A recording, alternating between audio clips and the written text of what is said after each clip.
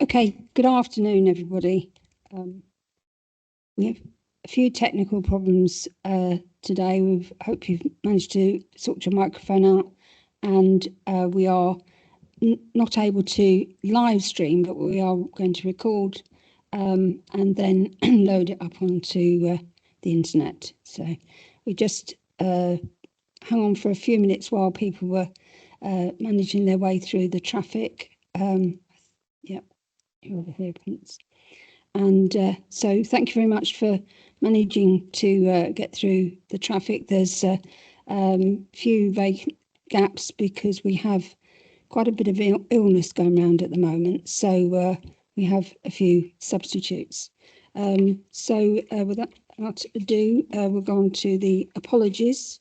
Lisa, do you want to do the apologies, please? We've got apologies from Jane Buffet, the Director of Public Health. She's being represented at very short notice by Shirley Plenderleith, the Assistant Director for Public Health. Charisse Monero, the Director of Children's Services, being represented by Troy Hobbs. Councillor Macaulay Nicol, the Vice Chair. Jonathan Cox and Colin Smith, the Local Medical Committee. Johnny Bugg and Kelly Connor of the Office of the Police, Fire and Crime Commissioner. Colin Foster of the Northamptonshire Children's Trust, who will be represented by Trish Reynolds, but she's online and I need to let her in a second. Naomi Eisenstadt of the OCB, Kate Williams of the Corby Place-Based Partnership, Michael Jones from East Midlands Ambulance Service, Steve O'Brien from University of Northampton, represented by Jackie Parks, who's not here yet, Councillor McElhenney, and Jo Moore, who's being represented by, sorry, I didn't catch your name. Sean Silver. Thank Hello, you. everybody. And Councillor Russ Roberts as well. Okay. Okay, next item is a notification request to address the meeting. Assume we have none. Lisa, no request yet. And declarations of interest, just to remind everyone that if they have any disclosable pecuniary interests, that they bring that up at the appropriate time. Minutes from the previous meeting, 24th of September.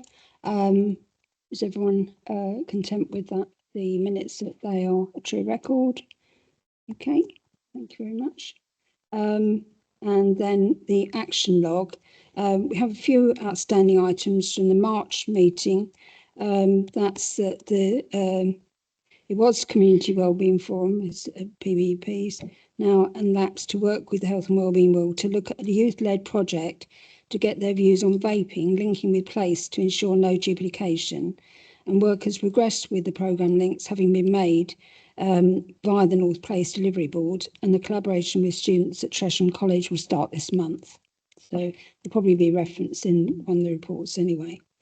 Another item is support being provided to the Wellingborough LAP around drug services and support, and discussions started with the LAP to ensure residents receive the best possible service, and that's an ongoing task. Starting items from June, the Northamptonshire Emergency Services Cadets to offer support with activities aimed at smoking, vaping and young people.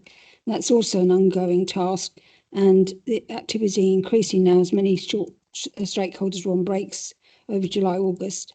Next steps are to establish a Northamptonshire working group on children and young people vaping, which the Emergency Service Cadets are invited to join. So they are the action logs. Any queries? Okay. So my next item is my introduction. So pleased to be sharing the draft of the Northlands Health and Wellbeing Strategy for approval. Are we doing that because we haven't got the children's and young people's? No, we're doing that because the board needs to approve. Oh, right, we still are doing, yeah, because one of the items is being moved because of illnesses. And I'd like to thank all who've worked so hard to formulate this innovative and dynamic strategy. And it includes a new Northants Health and Wellbeing logo. And I don't know if you've noticed that it's like a heart with four different colours. So it's quite an attractive logo. the OPFCC week launched the public consultation on community safety plan Safe and Sound, which is the police fire and crime plan this week. And it was mentioned in the papers for that, for the meeting of the police and crime panel, that this board have been part of the consultation. But just to ensure that every member has a chance to share their views, Lisa's going to circulate a link to the board to complete the survey. So please do share that far and wide to make sure everyone's got an opportunity to contribute to that. And I have been asked to just Bettina, let's see, there's Bettina. She moved to say a few words at the end of the meeting to talk about Support North Northants. So I've said that that's acceptable. So that will be tagged on in any other business. Yeah, I think that's all the comments I have, but thank you very much for your attendance despite the traffic problems, etc. And we'll go on to the main body of the meeting, which is the health and wellbeing strategy. As Jane Bith is unable to be with us today, Shirley is going to start introducing that, and the board have the duty to oversee and approve the health and wellbeing strategy for the county, and the draft includes all 5 of the key priorities. This is the first chance for the board to see the overall strategy. So I'd like to start with Shirley, please. Thank you, Chair. As Councillor Mercer said, this is the overview strategy for the Health and Wellbeing Board. It's an aggregate of many decisions and papers taken through the board between December 2023 and December 2024. The document sets out the guiding principles and the 5 priorities that the board have settled on during the year. It aggregates those decisions and sets out the approach that the board wishes to see taken to delivering on those activities between 2024 and 2029. It supports an innovative approach in respect of the action plans, which will sit underneath the strategy, one for each of the priorities. The action plans will fit the need and the particular work stream, and the board will note that progress will be tracked through the new strategy oversight group which has been formed, and those regular reports will come through the board on progress against delivery. And I wanted to echo Councillor Mercer's comments. Thank you to those who provided information in helping to draft this strategy, particularly to those priority leads. I'm happy to take any questions. I'm assuming people have read it, but if there are particular questions, I'm happy to take those. Thank you. Do we have any questions on the overall strategy? Because we're going to go through some of the other parts of it still, but that's sort of just the overall picture. We're moving on to the financial resilience part, which Kerry Purnell is going to introduce. There are no questions on the overall.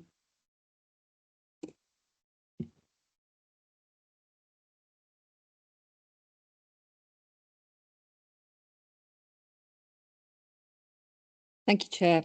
So the report relating to financial resilience is the 4th report, as Shirley has alluded to, as they've come forward to introduce the different strategic priorities that sit within the overarching health and wellbeing strategy, which we've just spoken about. So this one is about financial resilience, and the aim of the paper is to emphasise how financial resilience affects the wider health and well-being of our population. It is about financial. I wanted to emphasise that this isn't about producing a poverty strategy. This is about focusing on financial resilience, and that's recognising that it is about people's ability to be confident and empowered to use their money, to make the most of their money and assets from day to day, and that recognising that when people are facing challenges around that then has a knock-on effect on many other aspects of their lives. But it's also recognising that what causes people to be financially not financially resilient is quite wide ranging. So what the report seeks to do is try to focus on some national and local intelligence and research that basically identifies some of those factors, so obvious ones around unemployment or low income jobs, about people who are reliant on benefits or living in unsuitable or unstable housing, have a limited access to the job market because of poor or low skills and qualifications, and financial resilience in particular affects people that lead chaotic lifestyles due to the multi-exclusion factors, such as refugees, asylum seekers, care leavers, people who are coming out of the criminal justice system, people who are homeless or rough sleeping. So, and it also uses some of the information nationally around the impact of the cost of living crisis over recent years and how that affects different ages of our population, but also how it can affect certain groups such as people with disabilities. So using that sort of intelligence as a backstop, it then focuses a little bit about what we know about our local population in Northamptonshire, lifting information directly from our refreshed local area partnership profiles that have been refreshed over the last couple of months. And whilst there's lots of information in those profiles relevant to this, I was just trying to pick out some of the key things.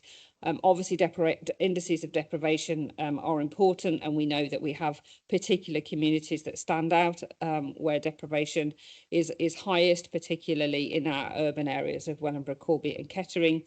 But even beyond that, it's about those other factors and seeing how they play out in some of our communities, particularly in relation to availability of jobs in certain areas, but also not just about availability, it's about levels of employment skills and training and qualifications that people have in certain areas that mean that they, even if there are jobs, they may not readily access the job market. And it's also recognising that there is an overlay between our most deprived communities and the prevalence of social housing, which doesn't necessarily mean that people in social housing struggle more financially, but we absolutely have to take that into account because our social housing density is in our most deprived areas. So I think there's a whole range of things that we could work together to indicate where we need to focus our energies. But I think that the important thing to say is that we do need to be targeted in this work. We do need to think about our geographical communities and our areas of deprivation, but we also need to think about our multi-exclusion communities and think about that as we pull an action plan together. The report identifies some, certainly not all, but some of the really good work that's already going on. Tried to emphasise, and it comes out in the report, that access to benefits, advice and support to make sure that people are securing all the income that they're entitled to is absolutely critical. And whilst we are doing quite a lot of that work in Northamptonshire, whether it's funded through the Household Support Fund or it's funded through the council or other organisations bringing in funding from lots of different sources, we know from working with our advice agencies that the demand probably outstrips, the supply of what we can do probably get that right around. The demand outstrips the need at least tenfold. So if there's anywhere we probably need to focus, it's about making sure we're supporting people to access the benefits that they need. So the report, as I say, just summarises some of the good stuff that is going on, working with advice agencies, the Household Support Fund, the work that's been funded through the government's support to things like Multiply, which is working on numeracy for our population, and some of the work we've done through the Shared Prosperity funded programme, the Holiday Activity and Food programme, for example, that our colleagues in Ensport run on behalf of the county. Those are just a snapshot, and we need to build on all that good work in order to make sure that we can make more of an impact. So what the report is recommending to move forward is that we the voluntary sector have agreed to sponsor this piece of work, and the next steps based on the data that we already have, is to co-produce a theory of change model, which the voluntary sector will lead and are really keen to do, not just across the breadth of the sector, involving, large and small voluntary sector organisations, but actually involving residents with lived experience, in order to produce a theory of change and a set of tangible actions for the short, medium and long term that hopefully will make a difference to some of the communities that need it most in North Northamptonshire. So that's what we're recommending and seeking the board's approval to continue in that way. Thank you very much, Chair. Thank you, Kerry. There's a lot of work, really good work going on in this area, and one of those is Support North Northants, which I presume Fatima will tell us a bit more about. Yeah, Chair, thank you. Just wanted to make a general point on Kerry's report. We really welcome this as a voluntary sector, but also as chairs of place-based partnerships. We really think that this can provide the real tangible evidence of why we ought to work together in multi-agency partnerships. So to take this work forward, we do want to co-produce it with all the partners.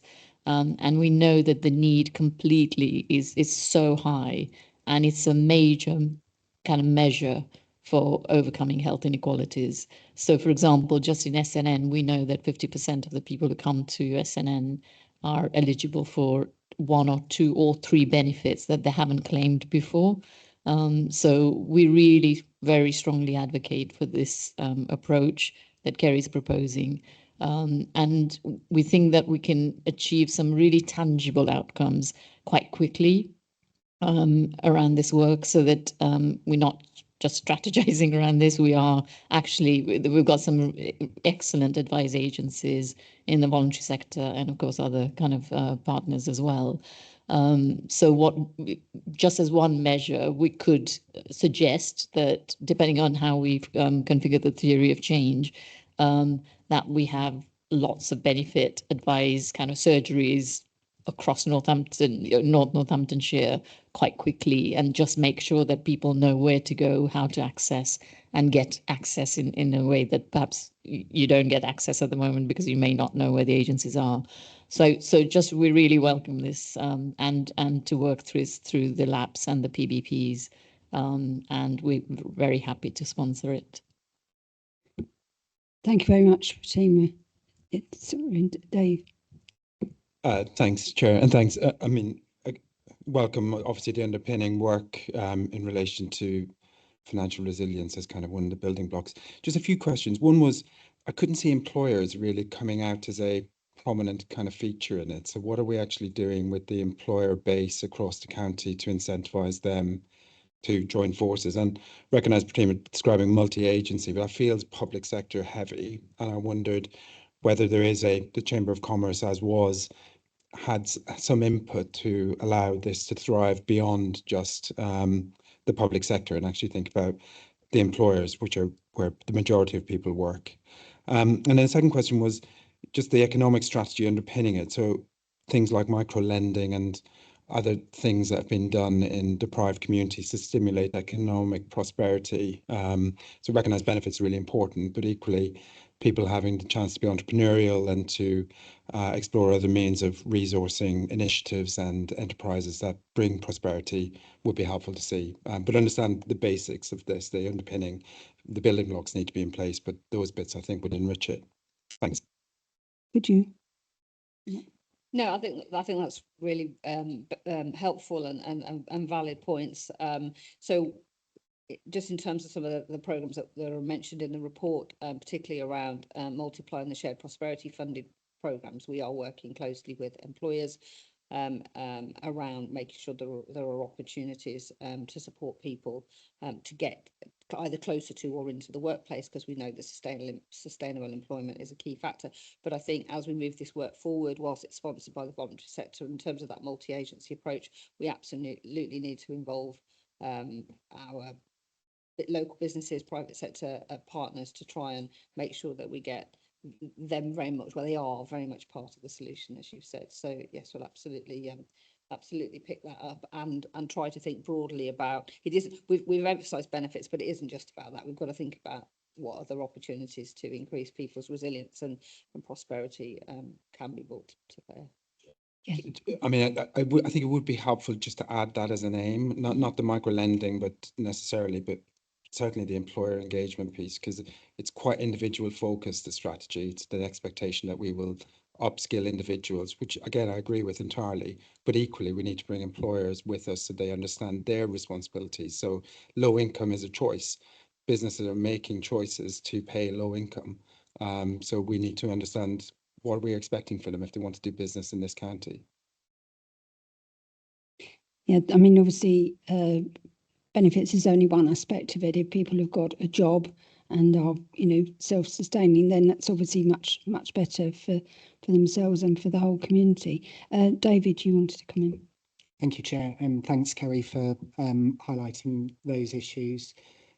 I guess one of the things that I'm sort of aware of with the work that you've been doing around asylum, I'm really pleased to see that that's identified as being one of those risk communities.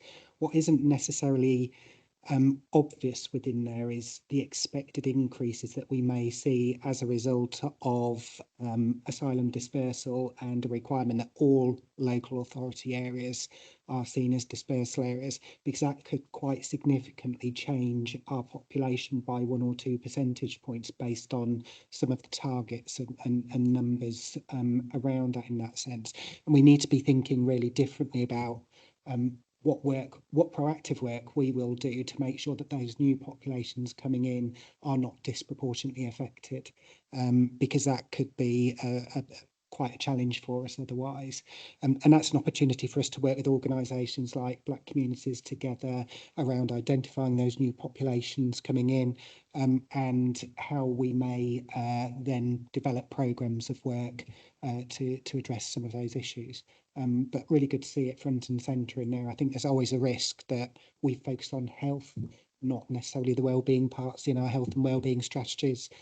So really good to see that. And we haven't picked up on it, and I know you asked on the general bit, but I found the activity part of the strategy really interesting, in that despite being a relatively affluent part of the country, our activity levels within our communities are significantly lower, and that's something where we as anchor institutions should be thinking about what more can we do in that space.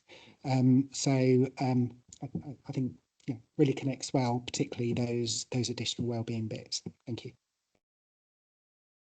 Thank you. And there's been a huge amount of work by Northamptonshire Sport as well on that activity.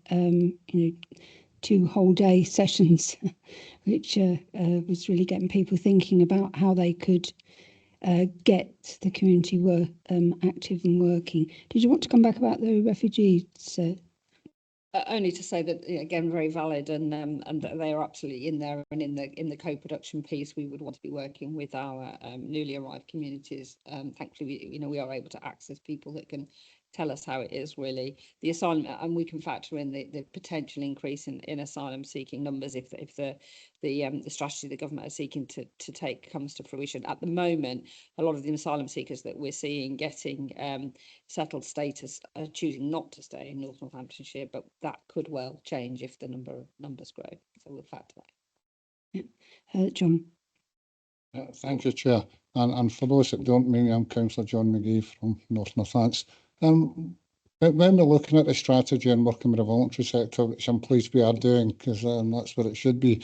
But I think it's extremely important that we also look closely at the outcomes, because if we look at the areas of deprivation, it's not changed in the whole time I've been a councillor, and that's probably too long. But if we don't have these strong outcomes, they still won't change in 10 years. So it's important that we target and have good outcomes. I think probably Shirley could come back on that, but I think we're very outcome focused on this strategy. Thank you, Chair. Yeah, and Councillor McGee, that's the reason why the strategy oversight group was formed, to make sure that the action plans are developed and driven, and there are outcomes, and those will be reviewed at intervals by the board.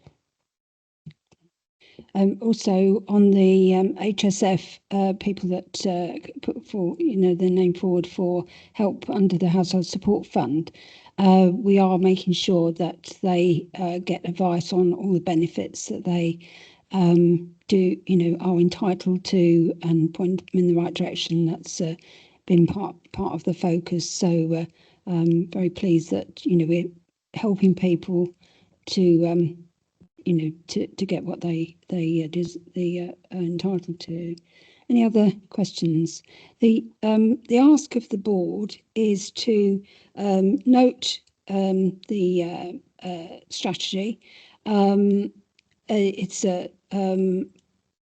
especially the huge impact financial resilience has on the health and well-being of the population in North Northamptonshire. The inequalities in financial resilience between different groups, as we've mentioned, the current nature of some of the activities across the whole of North Northants, which is aimed at improving financial resilience. We are specifically to support the co-production with health and wellbeing partners, the wider VCSE and residents with lived experience of a theory of change model to identify the key short, medium and long-term outcomes to improve the financial resilience of residents, to set out the key enablers, inputs and activities required to deliver those objectives. Pilot projects to provide quick wins will also be identified and progressed wherever possible. And to ask the VCSE to establish and lead a new partnership working with and via the PLACE programme, infrastructure, place-based partnerships and local area partnerships, to lead the implementation of these recommendations on behalf of the Health and Wellbeing Board as part of the overall governance arrangements for the North Northamptonshire Health and Wellbeing Board. So is everyone happy, content with those aims, objectives and moving forward with what's been in that report? Okay, all happy with that? Okay, I think we'll just touch on the children and young people. If Shirley could just explain about that. So there was a plan to bring elements of the paper updating the planned work on children and young people to the board, but unfortunately due to illness we've decided to defer it because Jane and Helen wanted to come and have a full discussion with everyone. But if people have comments about the content of the paper, feel free to feed those back, because we can incorporate those on in any revisions going forward. So you have the report in the pack anyway, and there's a lot of very good work going on in this area. So has anyone got any comments they'd like to feed back on that particular area, or indeed any of the other areas of the health and wellbeing strategy? No? Okay. So we'll bring that forward at a future meeting, possibly March. Yeah, I think that's in March. So it's okay. So without further ado, we'll go on to the Director of Public Health Annual Report, which actually has already been to full council. And the Director of Public Health is required to produce an annual report and distributes this to key partners in the wider public. It gives the opportunity to raise awareness and identify key issues relating to wellbeing, to reflect on work already undertaken and identify future courses of action. So Shirley's going to introduce that. Thank you, Chair. As Councillor Mercer said, it was taken through full council as required by law on the 5th of December and was very well received. The report sets out activities in 23-24 and follows from the report produced in 22-23, where there were 64 commitments of activities that the public health team would undertake. This report doesn't set out all of the progress, but it provides an indication of some of the key activities that we've progressed. Work has been undertaken on all those 64 activities, but I think it would have been a very long report if we had gone into detail. What we did do is focus on the building out of the public health team, because as you know, the North Northants public health team is relatively new. We also focused on where we dovetail with and where we work with the Health and Wellbeing Board strategy to ensure the system is working together. report also details and shares some of the activities that we have undertaken and supported in developing the place agenda, and how the Director of Public Health is keen to use that model to drive forward development and address health inequalities. The report also sets out the key priorities for the coming year, which again align with the Health and Wellbeing Board strategy. I wasn't planning on saying a huge amount more, but I am happy to answer particular questions. But I would suggest if you don't feel the desire to read the whole document, there is a short film embedded at the end which summarises and gives you a flavour of the report, and I would recommend you have a look at that. Thank you. Yes, I was just going to mention the film because it is a sort of a short digest, and the link to that is at the end of the report, just before the appendix. So, very pleased also to see in the appendix a list of what financial contribution or what's been allocated to different areas, because I think that really shows you some of the breadth of the public health.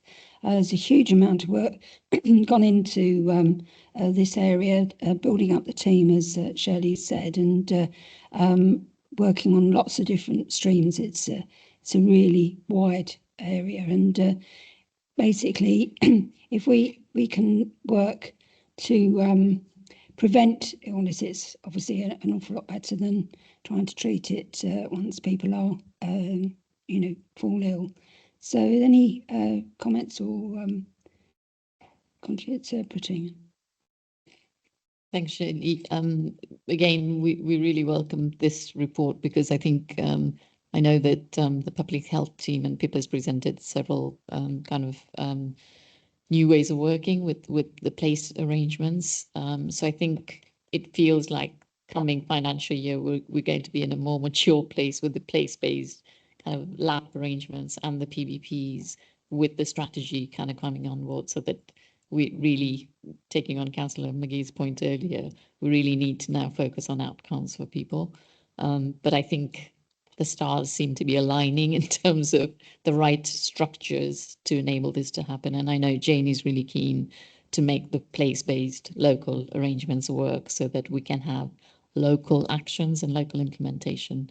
So I think it's a really good report.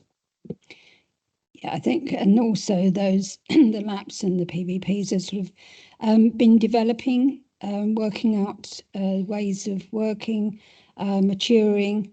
The place-based partnerships are now 2, so that they're more focused and not sort of overlapping too much. And the LAPs are actually starting to work on various ideas, like, for instance, in Corby, there's a move to try and help people stop smoking. In Wellingborough, there is an emphasis on drugs to tell people, sort of provide information to people about that area. So they can actually get down to the sort of nub of the topic that's particularly a priority in those specific areas. So, they're really, really maturing now. So thank you for everyone who's been along to those. John. Thank you, Chair. I welcome this report and unfortunately couldn't make full council. So I welcome the good solid examples of the good practice that's happened in the last year. That's excellent to see some of that in there. I've seen many of these reports through the years, and this is one of the better ones I've seen. And for the first time for many years, we have finance in there. And I welcome that too. We don't always get finance in these reports. And just speaking about finance, I don't know if you can tell us, arrow 3387, arrow 3389, miscellaneous public health services and other.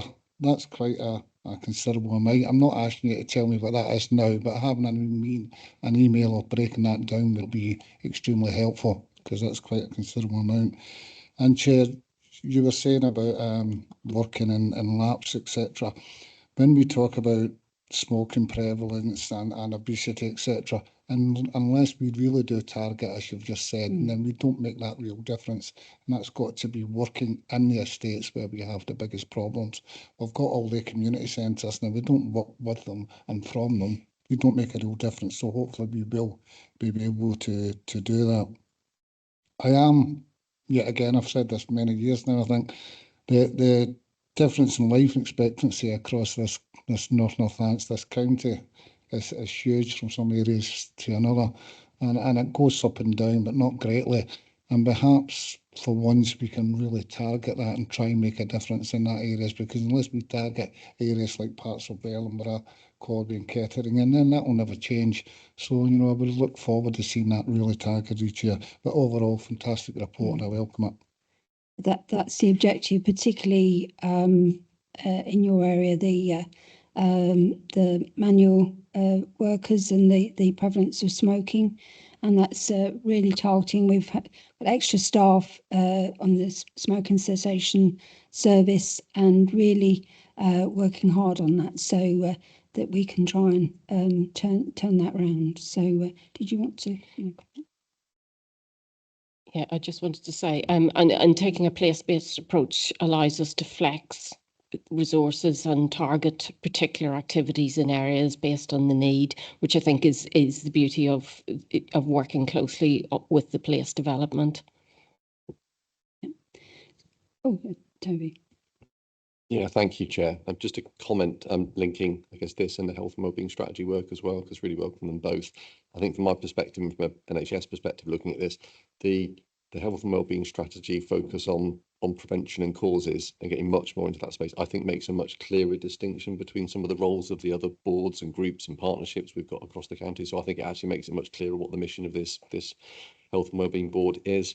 And also to echo Pratima's comment earlier on, I think about stars aligning and a number of things feeling like they're getting to the same sort of place. Many of you in the room will be aware the NHS nationally and the new government is in the process of developing a 10-year plan for the NHS for health and care, and that's out to wide engagement at the moment. So encourage anyone in the room to kind of feed into that. But there are kind of three big shifts that are being described by government nationally, two of which in particular I think really play into these agendas in this sort of forum here. The first, that shift from illness to prevention, which is very much into the kind of causes and the underlying piece. And the second, the shift from acute to community, acute to primary, and that's all about place, about neighbourhoods.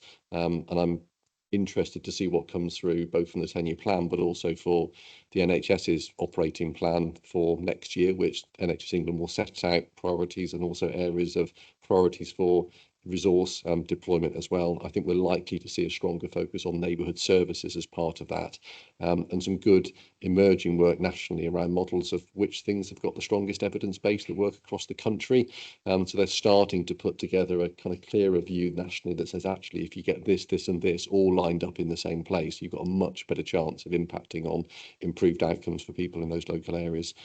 Whether that's something that we're able to roll out across the board or whether it's looking at how we target particular areas, I think the kind of data in the DPH report really helps us on where would we target, because I suspect that's likely to be the arena we're in given the kind of wider financial context. But really welcome the kind of suite of things, I guess, Chair, that have come through so far this afternoon. Thank you.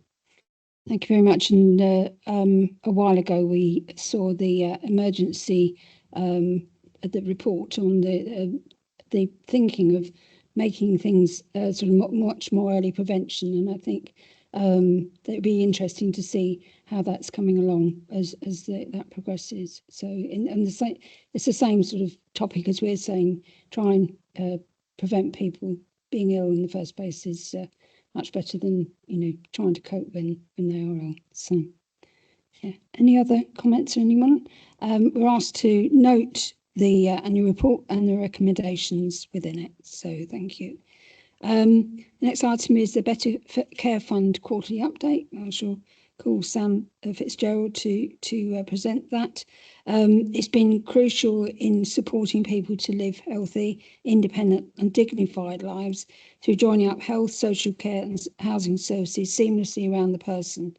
And this vision is underpinned by two core objectives: to, one, enable people to stay well, safe and independent at home for longer, and two, provide people with the right care, the right place at the right time. And Sam's going to update us on where you're up to with that. That's lovely. Thank you, Chair. So the board will be familiar, and Councillor Mercer's just set out there the framework of the BCF. You'll be familiar with my regular quarterly updates. So you're used to the format. I've tried to bring kind of two angles in on it today. So one was to run through where we're at with the performance that the board's asked to note and monitor. And the second part, I wanted to look particularly at the demand and capacity modelling that we looked at. So I talked about that when I presented the plan for this year. But I thought it'd be really important just to have a little look at that and see the volumes that we are delivering, and was that what we were anticipating, because I think that does play out in the metrics. So you'll be familiar, it's a 2-year plan. So it was a 23 to 25 BCF plan, about £50 million worth of expenditure across varying schemes, looking to deliver those key objectives that Councillor Mercer set out there. So I'll start, if it's okay, by going through the metrics, and then I'm going to pause and see if anybody's got any questions or comments about the metrics, and then I'll go on to the demand and capacity modelling, and potentially we could have some discussion about that. So the first metric is the amount of avoidable admissions admitted for our over 65 cohort. Where we landed in Q2 is that we're slightly off track to meet our target for this year. We have acknowledged across the system that when it comes to our data reporting, because we have short-term admissions that go through our SDECs, so our same-day emergency care centres, that we believe that might be slightly skewing our figures. So system and performance leads are working really hard to kind of understand that metric a little bit more.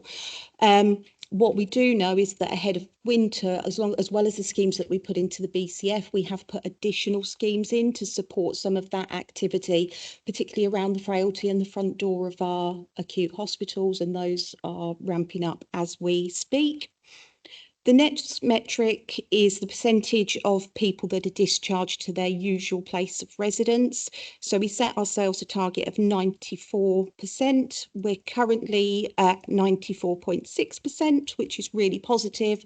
And when we've looked over the last 2 quarters, there's a range there anywhere between 93.5% to 95.9%. So what we can see is in our quest to get people back home, that's really showing out in our performance against those key metrics.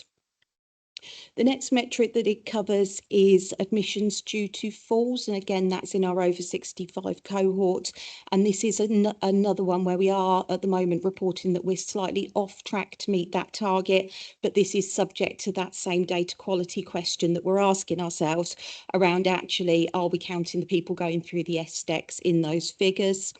What we know in order to try and improve the outcomes for those people that are subject to falls is we've got a number of initiatives in place. So we do have the Falls Response Service working across our area. We have implemented the razor chairs. So that's the ability to respond to people who have fallen and are non-injurious and be able to lift those people off the floor so that's not subject to a long lie, and potentially that then avoids their admission or conveyance to hospital. And we've also recently been trialling through with colleagues in EMAS and NHFT, category 3 calls being electronically referred straight from the EMAS call line into NHFT's Rapid Community Response Service. So again, those people get a better and quicker response, but equally it might enable them to stay at home for longer. And the last metric that we measure is admissions to residential and nursing placements. So this is permanent admissions to residential and nursing placements. This again is showing slightly off track. But what we do know when we look at the quarterly 2 data is that there is a slower rate of permanent admissions into residential and nursing placements than we saw in Q1, which is positive. So what we are hoping, and when I talk through the demand and capacity modelling, we are seeing a reduction in what we would call pathway 3, but it's those people being moved from hospital into residential and nursing placements. So we do have a plan to try and rectify that metric as we go through the year. So I'm going to pause there and see if there's any questions or comments on that element of the update. Any questions on that? Yes, Patricia. So thanks. It was more looking forward, and I know you'll be looking at the future funding from BCF. So just wondered where we were on that plan, and given the direction of travel around prevention, community-based provision, what the appetite is now for the BCF fund to be supporting that. Okay, so we're waiting. So we know that the 23 to 25 year plan, this is our last year of that plan. We haven't yet heard from NHS England what the plan is for the BCF in the next year. But as soon as that comes through and we're able to understand what the plan is and how long. So this year was unusual because usually we get a year by year allocation, which means that it's really difficult to plan with any, sort of reoccurring funding in nature. This 2-year opportunity was really welcomed. We don't know what they're going to say moving forward, but as soon as we understand that and we understand what the grant conditions are, then I think absolutely yes, there's an appetite to sit down and look at it. Can I just follow Yeah, up yeah. a little bit, if that's okay? Yeah, it's just because you're aware of the proactive care work that Kerry's leading and Jane, and it just whether the two can kind of look at each other, if you like, as key plans going forward, in terms of kind of so I don't know the timeline for when you'll be planning into Beck, but you will be by April, I guess. We should need, but we normally hear towards Christmas. Oh, right. Okay. Yeah. So it'd be really good to know within the proactive care arrangements how Yeah, the bees. we can make better sure care those fund. are great. joined up. And most of the announcements come out a few days before Christmas, I think. Unless you know any different, can I ask David to come in? Thank you. No, just reflecting on it, Sam. So thanks again for the update. I suppose what we should be asking for as a health and wellbeing board, bearing in mind that we're missing some of these targets, is perhaps at our next meeting the opportunity to have a bit of an update from the system around what are we doing to try and recover those targets or improve them for the next year in that sense. And I know you and I have had a conversation about we need to do a deep dive review of the better care schemes that we've got at the moment, and I think that should probably form a full part of a future BCF update, just to sort of explain that work, if that's okay. Yeah, that would be really good. Yeah, Sean. Yes, thank you. Just in thinking forward, just as an example of one of the sort of innovative ideas that's coming through is around, for instance, tackling hoarding, which is it's a problem that affects many agencies have a real interest in supporting people in tackling and addressing hoarding and all the implications of not being able to, which have huge system impacts all around. And we're aware that in other parts of the country, the Better Care Fund is used to resource that, because it does touch so many system partners. And we've got a working group on that at the moment, and there's real interest in there. But that's about ability to influence going forwards and throwing that in the mix. I know there's many others that will be interested. And I think that's a really valid point, actually, and it would be good. So I'm assuming that we're all joined up on that, because it is something that touches all agencies, the problem with hoarding. Yeah, thank you. Dr. Pogin. Thank you, Sam. I'm always a little bit of a broken record here, because primary care never features in the better care funding and support. Obviously, primary care is currently in a very precarious conditions, because we don't have any contract from April onwards. Nobody knows what it looks like. And we don't know if there is a future primary care network.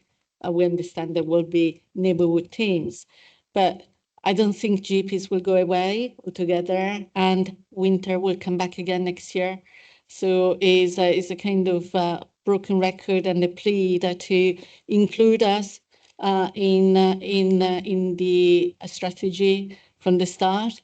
Now that there is a start of a movement, the so-called left shift towards prevention, towards moving towards community, neighborhood, place. Funding needs to follow and strategy needs to follow. We know that it works best when the needs of the individuals are put into the first place, rather than the strategy dictated from above. So it's bringing those individuals, the populations, people we have at the center, and make sure that we work together. And the Better Care Fund could be potentially a good example. Thank you. Completely agree. And when we do get to the point, so as David said, you know, we do want to really look at the Better Care Fund and how we use that.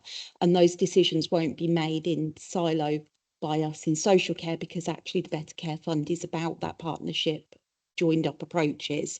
So the forum that we do take it through many forums, and where it gets an opportunity to be discussed, but it does get discussed at Urgent Care Board, where I know there is representation from primary care, I believe. But yes, absolutely understand the point. And Toby, you were going to come in on that.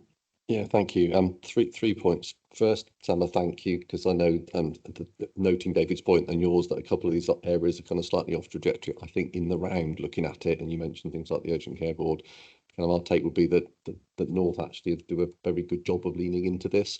You referenced some of the additional things that in the last couple of weeks we've agreed to put in place and to resource locally, just reflecting the pressures we've currently got across our system. Particularly our two acute trusts are running at incredibly high occupancy levels, with some very, very long waits in ED departments, some really long, difficult ambulance handover issues, and anyone who's got family and friends who've tried to make contact to ambulance services, or particularly kind of category 2 waits in terms of those less immediately life-threatening, will know that we've got some very, very unacceptable delay positions across the county. So everything that you guys are doing to lean into this is really helping with that. So the first was a thank you. The second, Ref, to your point on primary care funding, interesting, I was in London earlier this week on Tuesday with my 41 equivalents for the other systems across the country, and there was a very strong collective message from us to NHS England national team in terms of, if we're going to focus on those kind of 3 left shifts that are being described nationally, those 3 kind of big moves, then the move from acute to community and primary has to be backed by resource. If all we end up doing is having a strategy that says one thing and the money doesn't follow. Now, that's difficult to do at the best of times. It's even harder to do in a financially constrained environment, but if it doesn't follow, then we're not going to see what we need. So we've been making that message, kind of advocating for all of our local systems very clearly. And then the final point in relation to BCF, there was a bit of a conversation earlier on in terms of what comes next with this nationally. I think we should probably anticipate there might be something that is quite a shift in some of that. Certainly having been in London on Tuesday, and we were looking through some of the draft planning guidance for next year, which NHS England is still intending to get out pre-Christmas, but at the moment, the sign-off on budgets from Treasury to Department of Health and Social Care to NHS England and then to us still hasn't left the Treasury DHSC bit of it. So it's dependent on that landing before Christmas. But I think, David, we might see quite a shift, and Sam, in terms of how some of that is constructed. So your suggestion, David, of getting together early in the new year as soon as we got this as a system and the key partners involved in it to work out, well, how do we continue to use this as a really good opportunity? Thank you. Yeah, thank you. I'm sure you're more up to date than anyone else on all that funding, but yeah, David. Thank you. I suppose it's just probably prudent for me to mention the budget planning process which we go through as a local authority. So we are automatically making some assumptions around a Better Care Fund as part of our budget setting for the next financial year, which has just been published. The budget consultation published earlier this week, and I guess that's one of those things that, yes, there may be a demonstrable shift, but it may be something that we have to realise over 2 years rather than the next one. Otherwise, we could be destabilising some of those services that we've worked hard to get in place and up and running. And I think, as you said, Tommy, it's important that, you know, this shift to more community, the money follows the aspiration, and obviously we'll be looking very eagerly at what's announced. Anyone else? Okay, so thank you very much, Sam. And Sorry, I've just sorry. got the other end. Did you want to come back? Yeah, I paused after the metrics because I sorry. thought there'd be some discussion on the metrics. Yeah. So the other bit that I just wanted to go through was, as part of the BCF planning template, we were asked as a system to look at what capacity we had available to manage the anticipated demand that we would see, both in relation to hospital discharge, but also community demand. And we submitted a forecast. It was an intelligent forecast. We looked at what we saw last year. We put some seasonal variation in there and we presented that. But this year, we've also been asked to monitor what was the actual demand we saw against the capacity that we had forecast. So I thought this was quarter two was it was the summer. So it was July, August and September. And as Toby said, you know, we find ourselves in a very different position in now, but I thought it might be helpful just to run through what we had thought we were going to see versus what we actually saw over the first over quarter two. So I'm going to call it pathway one, but this is individuals returning to their own home, either going home with reablement or rehabilitation or a domiciliary care package. So we had forecast that over that quarter that we would have seen 695 people return to their home. What we actually saw was 832 people return to their own homes, which was 137 people more than we had planned to take. So we did take those individuals. They didn't wait any longer because we managed the timescales. But that really shows that shift towards getting people home. The next category of people that we look at is those what we would refer to as pathway two. But these are people who can't go home immediately, but we're still anticipating that they will go home. So they need some further rehabilitation or reablement in a setting before returning home. And we'd forecast that during that period that we would have seen 231 people go through pathway two. What we actually saw was 244, which was 13 people more going through into those bedded reablement and rehabilitation settings. And then we get to pathway three, and this links to that metric that I spoke around, permanent admissions to residential and nursing care, where we were reporting it being slightly off track, but what were we doing to mitigate that and bring that back on track? And actually, the way that we mitigate that is to get more people into pathway two, and from pathway two, get more people into pathway one, so that we're aiming to get people home. So on pathway three, we thought that we would see 128 people go through pathway three. And contrary to what we saw on pathway one and two, what we actually saw was 100 people go through pathway three, which was actually 28 people less. So that really shows that although we saw more demand than we thought we were going to see, how we managed that demand was very much thinking about getting people home. And if we couldn't get them home first time, but they went through pathway two, to then get them home a second time. And if I just run through the totals, just to give you a bit of a scale. So that was, we thought we'd see approximately 1,054 people. What we actually saw was 1,176 people have a supported discharge in that time frame.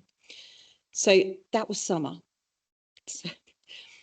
But I just thought it might be helpful because sometimes when we look at the metrics, it's good to have an understanding of how many people, because those numbers are people, but more importantly, what outcomes do we get for those people? And certainly, although I wasn't shocked by the volumes, because I think it feels like we've had more, but it also demonstrates that some of the values and the outcomes that we want to achieve to people, we are attempting to deliver on that.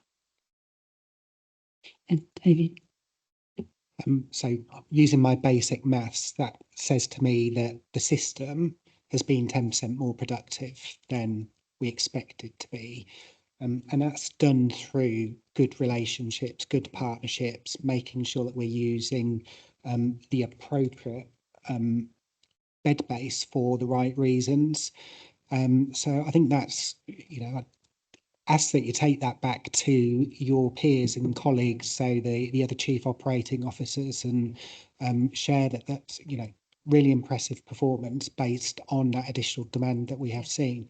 There's such a risk because we are very tight on the amount of resource that we do have, that if you see that additional demand, that it doesn't get managed. So real credit to the system for managing to do that. Yeah, well done. I mean, we know the demand has been much higher, but you've obviously coped with it admirably, and if less people are having to go into residential as a result, then that's absolutely marvellous. Any other comments, Prince? Just a quick one.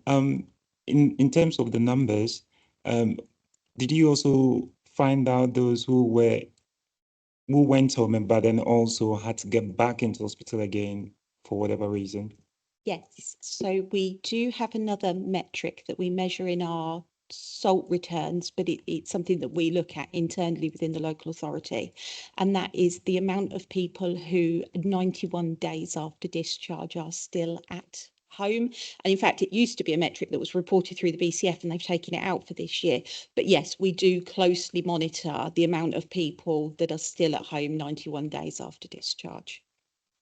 And from my recollection, but I could certainly find out and circulate to the group, that was a metric of which we were consistently on target or higher for our ability to keep people at home. I think we were in the 95%, but I will take an action that I will go and find that out and then I can circulate that to the group.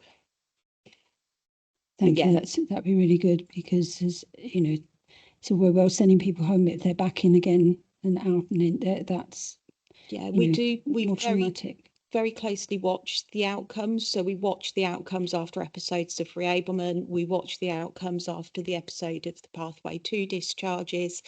And we do even watch the episodes to try and get people out of pathway 3 if we have put them there. So that is something that internally, and we do share systems at COOS and Urgent Care Board, actually what those outcomes look like, because that is really important to us. Did you have some more to go through? I'm done. Thank you very much. Okay. Right. Sorry to interrupt you last time. Yeah. So thank you very much, Sam. It's really good outcomes there, and we look at with interest how that goes on in future and where the funding status is. So the board are asked to note the Better Care Fund Q2 performance summary. Everyone happy to note that? Okay. Fine. So now we go on to the adult social care strategy update, and that's just a verbal update from David Watts to tell us about the progress. Yes, thank you, Chair. So just to say that we are out to consultation on the strategy at this moment in time. So there's a real opportunity for board members to review that and provide feedback on it. I know there will be certain parts of the board and certain organisations that will already have played a considerable part in helping us to shape that. If I had been prepared, Chair, I would have had the closing date, but it's I think it's mid-January, but I will circulate the closing date for the consultation after the meeting as well. It's a really good piece of work, and look forward to seeing the consultation responses. And I believe that's going to then come back to full council sometime fairly soon in the new year.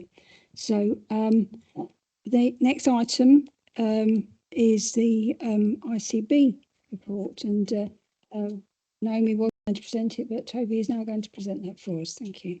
Yeah, that's right. Thank you, Chair. Yes, unfortunately, Naomi, my ICB chair, is not well today. Otherwise, she would have been here with us all and leading this item. I'm going to slightly oddly start with an apology for kind of this being here and being 200 pages. I think of your 300 pages in a deck. It's a statutory requirement that integrated care boards under legislation bring through and publish through health and wellbeing boards our annual reports. They're always slightly odd things because they're annual reports that look back. So this looks back to a year that finished in March of the year that we are just coming to an end of. And clearly they can cover an enormous amount of detail, both in terms of organisational position, delivery, system pressures, as well as the financial side of things as well. So I'm more than happy to take any comments or questions that people might have. If I can't field the detail on that, I can follow that up with colleagues from within the organisation. But what I will also do, Chair, is just check with our corporate teams to make sure there's no way in future of us doing this perhaps a little bit more virtually with kind of an email web link across to our website rather than putting 200 pages into people's packs in terms of the material. But happy to take any comments or questions people may have on the content that is here for the year that it does relate to in terms of that look back. Thank you. Well, I'm probably unusual in that I like papers, so that is the report. It's quite a meaty report. But of course you do get that on electronically as well. So yeah, David. Sorry, I have just checked the date and I'm a month behind myself. So there's 4 days left to contribute to that consultation on the adult social care strategies. So apologies for that. No problem. Okay, so on the ICB annual report, have we got any comments, questions, or otherwise? Yeah, Tim. Thanks, Toby. Thanks for the report. I just want to make a general comment around race equality within it. As you know, kind of following the NBCT conference, the pledge you made around building the race equality plan, there has been a slower progress, let's say, than we'd anticipated. And I feel if we'd made the progress we set out to do this time last year, exactly this time last year, then that report would have reflected the fact that we have a clear race equality plan and clear actions against it. So I know we're trying to reset that following the board development session we've just had. So I welcome, well, you know, as a NBCT, we really welcome kind of progress and the progress against the cultural competence matrix. But I feel we could reflect, and I feel equally responsible for your report as a partner. And I think we could have made far more greater progress had we done what we set out to do last year. So just want you to comment on that. And also I think on page 14, you're saying there's some equality plans against 4 areas. We haven't seen those particularly, so it'd be good to have a look at those. Sure, thank you, Chair. Really fair comments, Pratima. I mean, as you say, we're well aware we've had conversations over the course of the last year.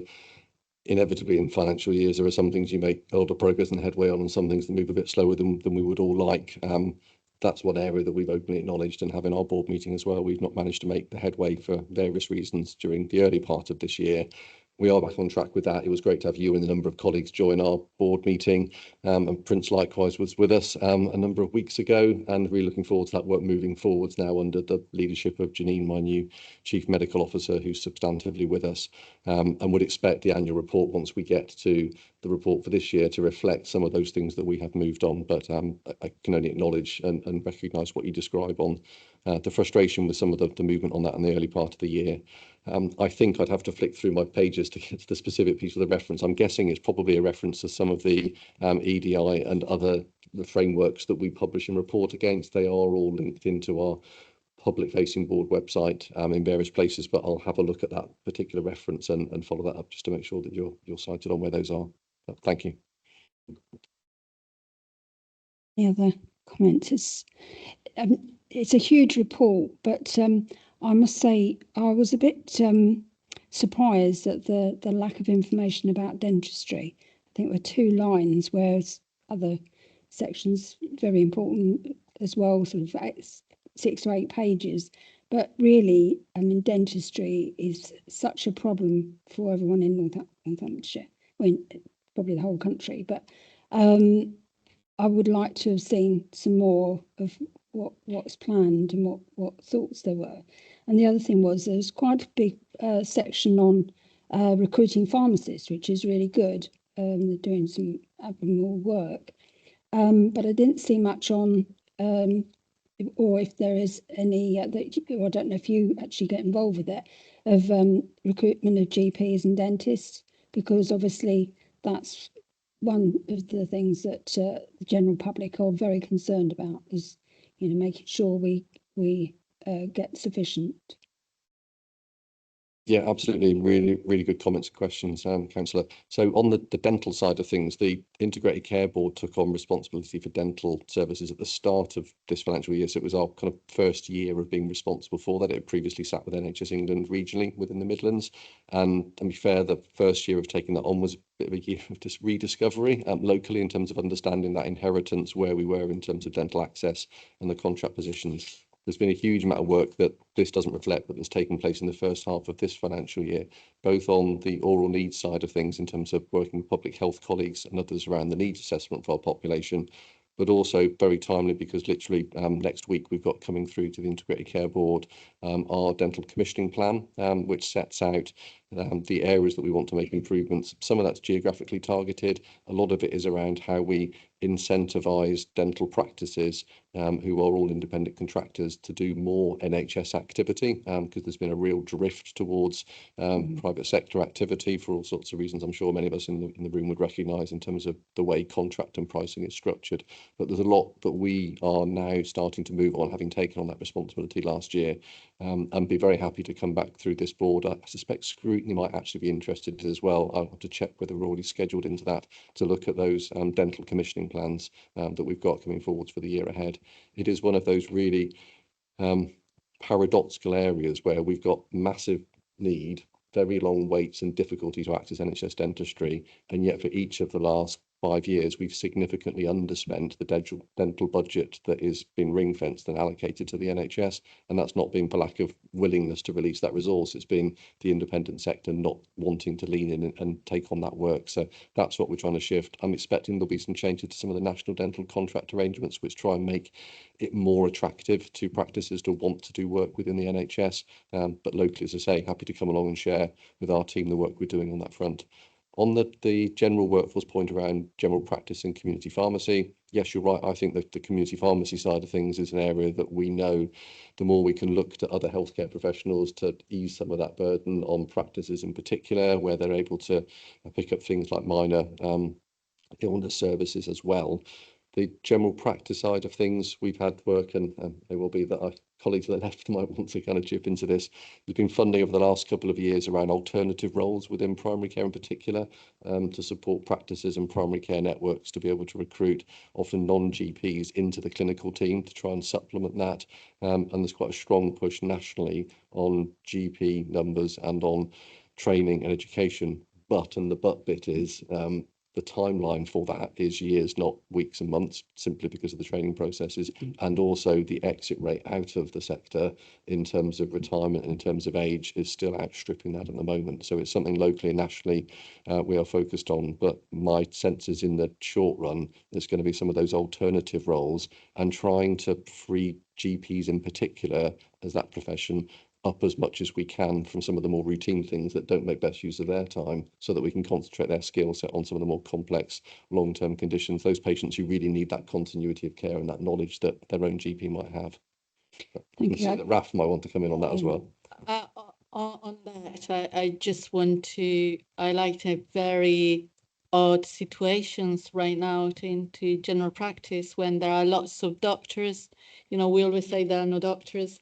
The doctors with no jobs, and the reason is practices cannot afford to employ more doctors. So we are the very first time in 25 years in my work in general practice where we have doctors and practices cannot afford to employ them. We're still waiting the NI. That's going to put a lot of practices in a very challenged positions, and practices will have to run with less doctor than they need. It doesn't mean that they don't need them. The needs is there, the manpower is there, but there is no funding to support the employment of those doctors. And yes, practices have been, recently diversifying the workforce. A lot of practices like mine employed a lot of mental health practitioners at practice level because, of the demand of trying to meet people, individuals' needs. But the crisis at the moment is the lack of doctors because of the lack of funding ability to practices to employ them. It's a slightly different problem. Yeah, I mean, the first part is it's always difficult when you have a retrospective report and appreciated that timing about the dentistry, and obviously perhaps next year there'll be a bigger focus because you'll have understood the situation a bit more and been able to be a bit more expansive. But as far as the funding, obviously for the doctors, that what I didn't see, I mean, there's a lot of financial information, but it was a bit difficult to work out. It'd be quite useful in the same way that Councillor McGee had said, about the finance on the public health report, it's very clearly laid out what is allocated to different categories of health, whereas it'd be quite useful to know what is available to, you know, GPs, dentists, pharmacists, hospitals, etc., from the ICB, so that the general public can pick that out. Because it, you know, looking at a set of accounts is all very well, but if you're not used to looking at accounts, it's quite difficult to understand. I'm not sure it's actually focused in that sort of way. So that'd be really quite useful if we could get some understanding of how that what the spread is of that finance. Yeah, it's a really fair point. Annual accounts aren't the easiest thing to read, even if you're used to reading them. And so that's not the most public facing of that. We've often in the past done kind of pie charts and things which just show where the different elements of funding out of the overall kind of 1.6, 1.8 billion kind of routes into things. So more than happy to ask the team to put something together that just simplifies that. It is information that runs into our public board. So Thursday next week, for example, our latest month position will get reported through there, but it's reported in table format rather than in something a bit more easily digestible in terms of that pie chart piece. On the GP funding point nationally, I mean, most aspects of core GP contracts are nationally negotiated and set, and as Raf referenced, for next year, that's still in play in terms of national negotiation. I'm careful what I'm saying from.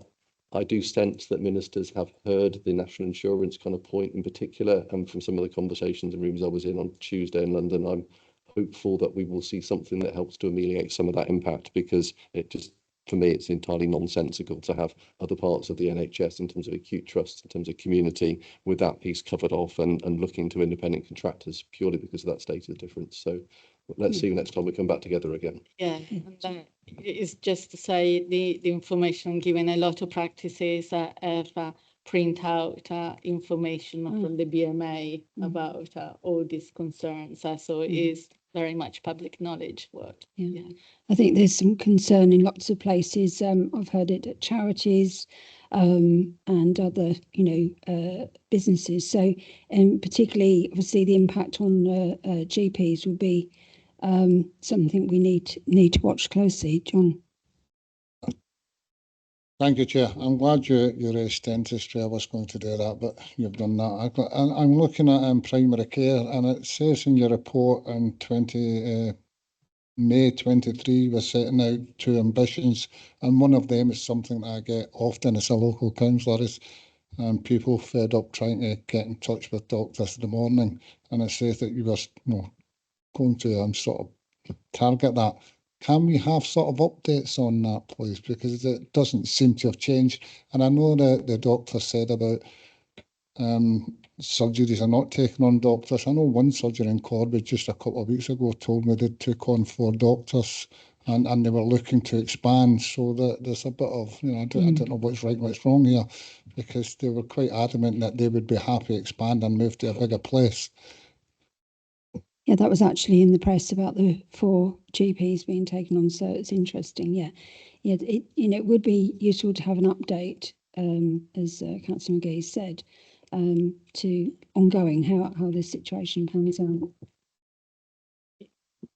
Chair, if it helps, we produce a regular paper that goes through our quality committee internally and also through our primary care committee that summarises where we are in terms of the rollout, particularly things like the morning access. So there is quite a lot of investment that's come through on the back in relation to telephony and to triaging services to try and help to ease that, and also to the move online in terms of people being able to book more appointments and do things that don't require them to sit on the phone at 8:30 in the morning. That's clearly not resolved the issue by any stretch. I'm not suggesting it has, but it is something. The words on the paper do mean something. There's a set of programmes that sit behind that. More than happy if this group would be interested to bring some of that through here, because it is something that we do report internally on a regular basis. I don't know how general it is, but my practice, for instance, has introduced an app, and there's pros and cons of that.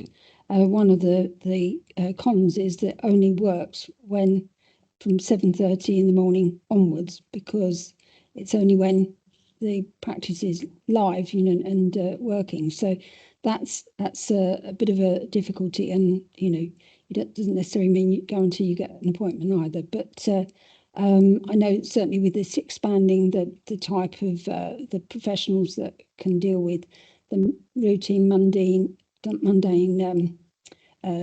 ailments or paperwork or whatever it is, that certainly will help. But you know, we need to see what's happening with it really ongoing. You know, this has only really just started, hasn't it? This, you know, doing the apps and things like that. But it'd be useful to know in a 6 months' time, say, if it's had an effect, if it, you know, more people will be able to get to see a GP and not having to scramble for the 8 o'clock call.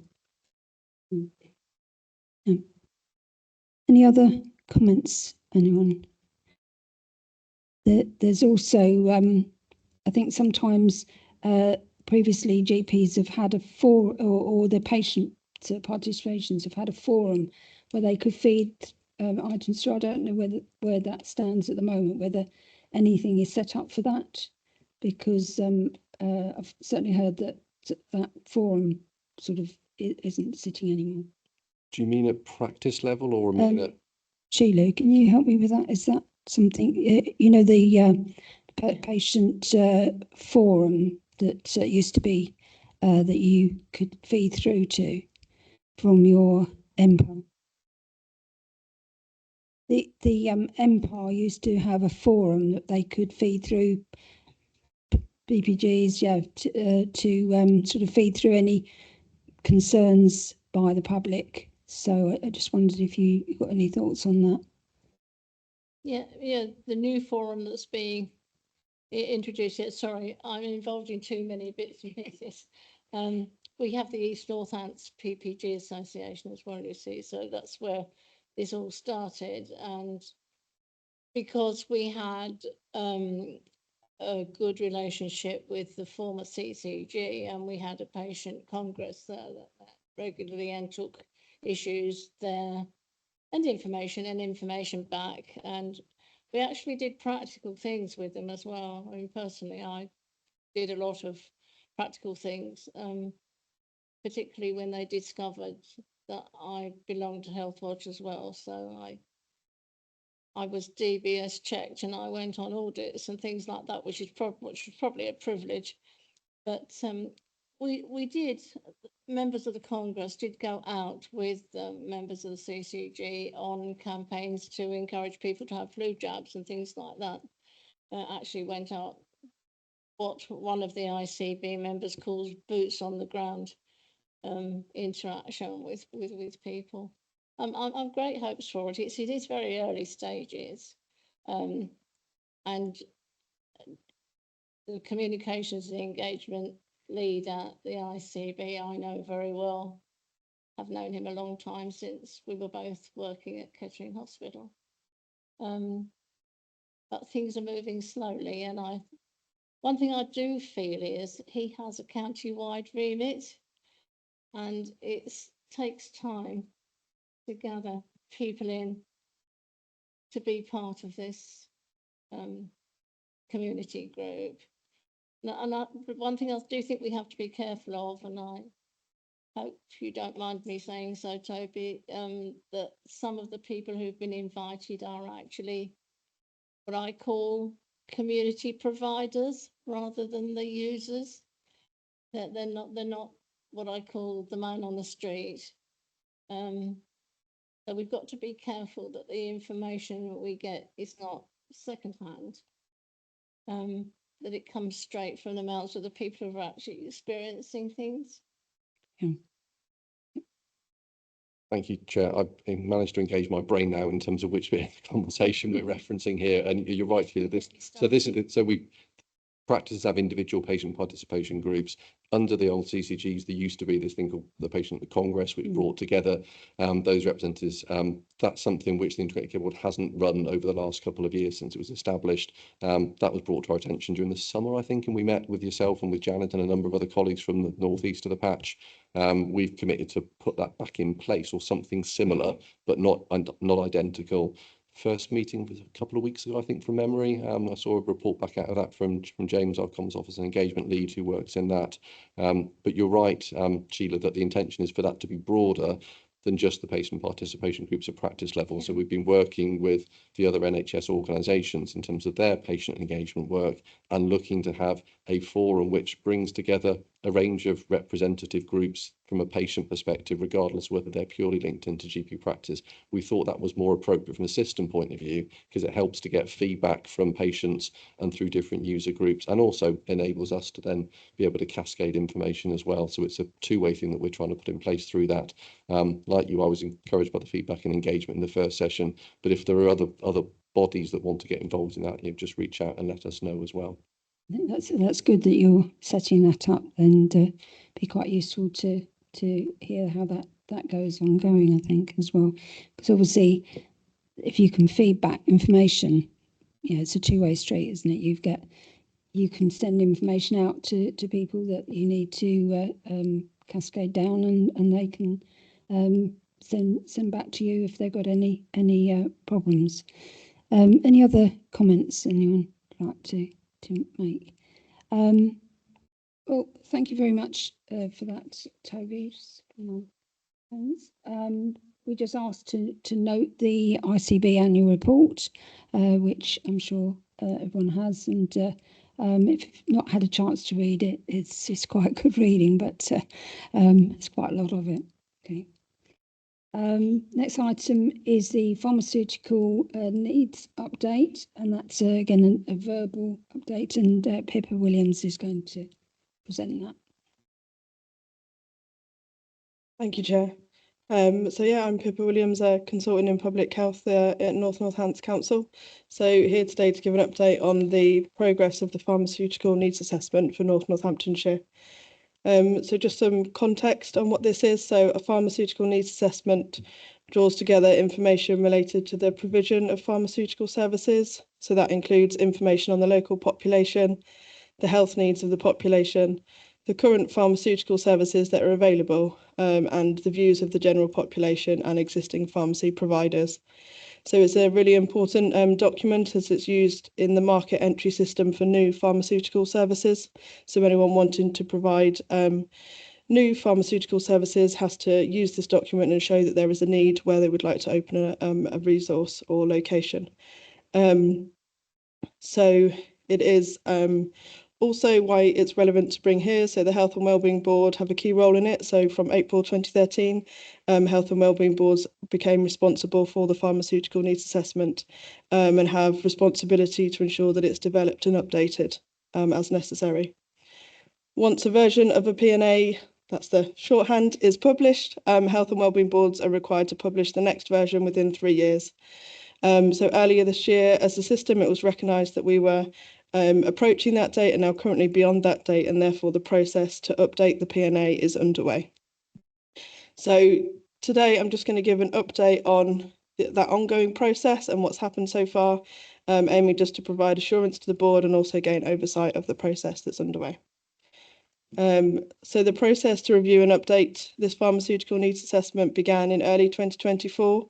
And that was within the Joint Strategic Needs Assessment Steering Group, which holds the responsibility for this Health and Wellbeing Board of that overall JSNA process. It was decided at that time to deliver a joint process with West Northants Council, and the rationale for that was to reduce duplication for the shared partners involved. So lots of ICB colleagues and pharmacy colleagues who are across the system. While it is a process that is aligned, the product is separate. So we are producing separate reports and we'll publish them separately.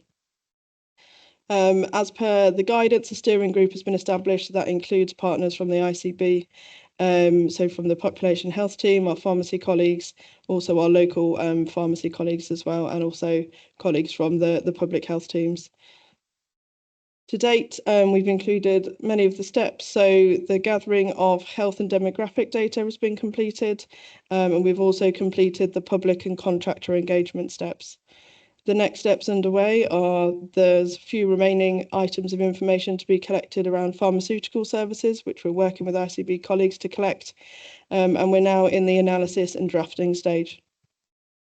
So the key steps that I wanted to raise with this board, once a product is drafted, there are 2 stages in terms of sign-off. So there's an initial review and sign-off needed, and that can be either by the Health and Wellbeing Board or by a subcommittee. In this case, that could be the steering group that is established. After that initial project is signed off, it needs to go out for a consultation period for 60 days. And then it needs to come back to the Health and Wellbeing Board for a final review, sign off and publication. So in terms of the timeline for that, we're aiming to have a first draft written up by the end of January, which could be reviewed during February by that subcommittee. And that could be as I said, the steering group with additional members from this board if required. We're then looking to go out for the 60-day consultation from March to April 2025, using May for any amendments that come back for that to present the final product to this board at the June Health and Wellbeing Board for sign-off. So that's just an overview, and happy to take any comments. Chair. Thank you very much. That's very comprehensive. Yes, I'm sure that if people do get the opportunity to feed into that consultation, need to make sure that that's widely advertised. Yeah, Toby. Thank you, Chair. Pippa, I should probably know the answer to this, but do you know, we've been doing quite a lot of work from a general practice point of view, looking at population growth, looking at new housing developments, areas like Hamel Park and things like that, but we've got a lot of further things coming on stream. Does the PNA look forwards as well as the current kind of point in terms of being able to anticipate that, and particularly raise it because of the conversation we had earlier on about broadening role of community pharmacy? So actually moving away from purely being a kind of dispensing sort of model into something which is able to provide other services. So actually as part of that suite of neighbourhood services, that becomes really important. Yeah, so there is a requirement within the PNA to include review of any new housing developments. So from that perspective, in the demography section, we need to look forward as well and project. So that data is presented, and then I guess in the review and recommendations phase, they need to take account of that projected growth. So I guess that is part of the process, that the results should account for that projected population growth we have locally, but obviously when it comes around for consultation, others can comment on that as well. It's a really important point because the Northamptonshire is expanding so fast. That's a general theme throughout all of our considerations. Any other queries from anyone or comments? No? Okay, thank you very much, Pippa. That's the end of the formal agenda, but Pratima, if you'd like to speak on the Support North Northampton. Chair, thank you for letting me talk to this item. So I'm just, I was just going to alert the board about the Support North Northants service that we run as a voluntary sector-led transformation model around prevention and proactive care. Board members will know that the service has now been running nearly 2 years, and it was a test and pilot when we started last year. We offer a lot of impact and evidence around what's working and whether the model's working. And so our model has been formally evaluated now. The draft report is with the Director of Public Health and Kerry to kind of look at. So the evaluation does suggest that it's a really good model, that it's evidence-based and delivering the kind of outcomes that communities are looking for around prevention. The purpose of just kind of talking to the board about it is that we really struggled to have the model continued last year due to kind of funding pressures. And we need to look at continuation funding for next year. So I know lots of kind of different conversations are taking place around proactive care, again, that Kerry and Jane are leading. But we are kind of finding it really difficult to retain staff around the model, because obviously people need permanent kind of contracts and security. So it's really just a plea to say it would be really helpful to see if we can find funding to continue the model while the proactive care decisions kind of happen alongside other proactive care arrangements, aging wells, supporting people, etc. So our plea really is that we have some decisions by the end of January if you're going to retain the current group of staff. It's just a model that's been really, really difficult to have mobilized on many, many levels. The voluntary sector is completely wrapping around the kind of support that people need. And in providing a single point of access with a major holistic kind of wraparound service, and building strong resilience in communities, which is what the model intends to do. It really talks to community-based provision and prevention in terms of the direction of travel for health and social care going forward. So we are just really concerned that we need some reassurance around funding so that we can then play our part in the wider discussions that are taking place at the moment. I also attended a King's Fund conference a few months ago, and just looking at what was being presented from other areas of the country, I wish we'd had an opportunity to present the SNN model, because there were few kind of examples like that that were being presented nationally, and I really believe that we could get national profile around what we're trying to do. In it being a community-led, co-produced kind of model of support and services. It was always intended to, we haven't got the scale, but the purpose of the service is really to kind of help manage and support demand in statutory services, primarily health and social care, but also demonstrate that if we build strong, connected communities and resilient communities, the pressure will be off statutory services. And we need to be able to do that at scale, and we need to be able to do that on a more permanent basis. So it was just to make that kind of plea, really, to say we really are seeking funding decisions by the end of January, if possible. Thanks, Chair. Thank you very much. I'm sure everyone's taken that on board. I think, if funding information comes through, usually sort of December, maybe beginning of January, hopefully then people will know what their budgets are and can react accordingly. It's a really good service. So any other, Kerry. On that. So I'm sure colleagues are aware, but Pratima's referenced that there's obviously a piece of work going on across the system around the future of proactive care, or proactive support as we're now calling it, and obviously looking at what's like to come over the horizon around the left shift.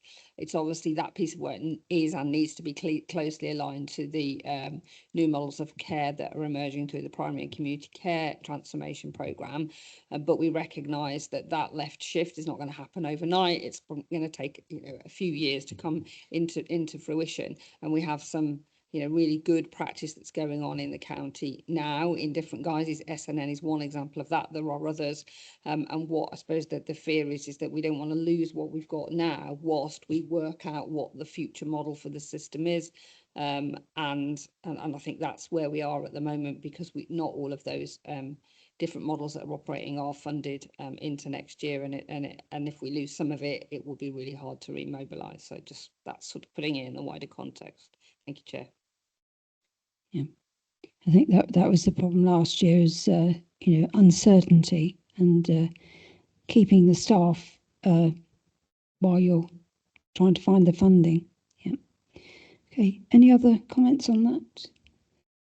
Well, if that's the case, then I would like to wish you all a very happy Christmas and New Year. So probably won't see people until then, and I look forward to seeing you in March at the next meeting. Thank you.